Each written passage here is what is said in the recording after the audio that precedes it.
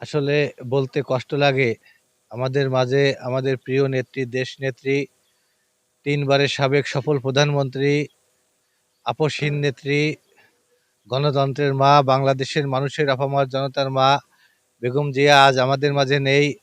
এটা ভাবতেই কষ্ট লাগে। তার রুহের মাগফিরাত কামনায় আমরা মিঠেখালী ইউনিয়ন মিলে সর্বস্তরের মানুষ সর্বাত্মকভাবে এবং আত্মার সাথে আমরা তার জন্য দোয়া করেছি, দোয়ার আয়োজন করেছি এবং আমরা সর্বোচ্চ চেষ্টা করেছি যে অনুষ্ঠানটা যেন সাধারণ মানুষকে নিয়ে সুন্দরভাবে পরিচালনা করতে পারি এবং আমরা করেছি।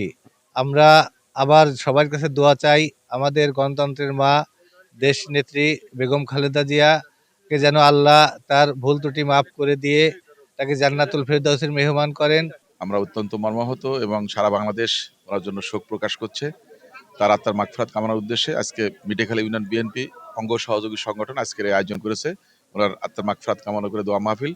এখানে আমাদের সর্বস্তরের নেতাকর্মী যোগদান করেছে। বগুড়া থানার নেতৃবৃন্দ, ইউনিয়নের নেতৃবৃন্দ সবাই এখানে আমরা যোগদান করেছি।